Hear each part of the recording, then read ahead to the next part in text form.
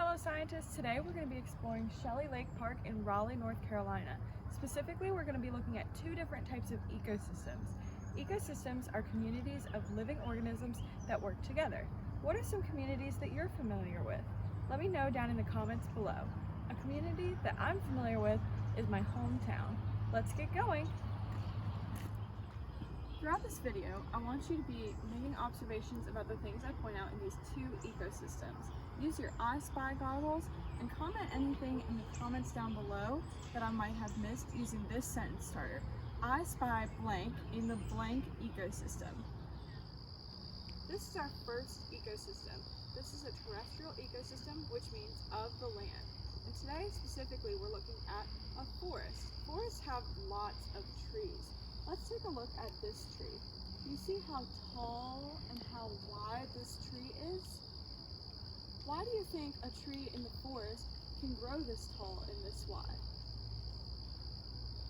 A tree in the forest can grow this tall and this wide because it is not experiencing crowding. Crowding is when plants or other organisms are overpacked in their ecosystem and are competing for nutrients and not getting enough of what they need. Forest ecosystems have tons of grass. Let's take a closer look at this grass. See how this grass has tiny sprigs of leaves that are part of the grass that spring out from it? How is this different from any grass that you've seen in your daily life? The forest ecosystem also contains a lot of animal life. As I was walking through the video, you might have seen some squirrels and also heard some birds in the background. I want to talk more about birds. Birds have feet that look like this, with tiny little claws at the end. Why do you think bird feet in the forest are shaped like this? Let me know your thoughts in the comments below. Bird feet are shaped like this so that they have enough room to grab onto the tree branches and hop around the trees instead of flying from tree to tree. Hey guys, we're still in the terrestrial ecosystem. I'm talking really quietly because you can see this animal in the background. There's a deer right through there. I don't know if you can see it, but those are also encompassed in the forest terrestrial ecosystem. Really cool, right? Now we're looking at an aquatic ecosystem. This is our second ecosystem. Let's think about the word aquatic. What can you infer from that word? I'm hearing the word aqua, which makes me think of water. That's right, we're looking at a pond or lake ecosystem today. That's why my hair is a little frizzier, because it's a little bit more humid as we get closer to the water. In the aquatic ecosystem, you can also see that they have grass. As you can see, this grass is much taller, it looks more brown, and it's kind of sprouting out a little bit differently than the grass in the forest ecosystem. Why do you think that this grass in the water ecosystem is different from the grass in the forest ecosystem? Let me know your thoughts down in the comments below. Okay, as you can see, in the aquatic ecosystem, we also have a type of bird. As you can see, there are ducks kind of floating in the water, and you can probably hear them in the background of the video. Ducks are a type of bird that are normally found near or in the water. These are what duck feet look like. How are these feet different from the bird feet that we saw in the terrestrial ecosystem? I'll give you a hint. There's this webbing between their toes.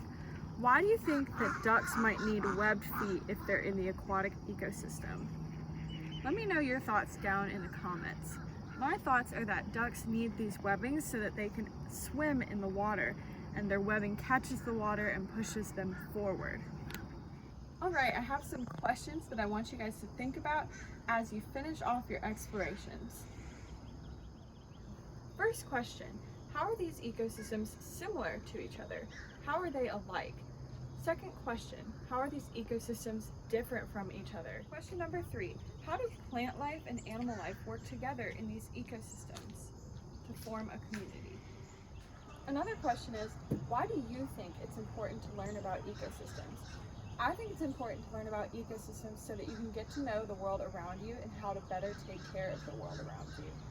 My last question is, how can you use this experience with making observations about these ecosystems to explore other ecosystems around you? I have a challenge for you guys. To answer this last question, I want you to practice being a scientist in your own surroundings.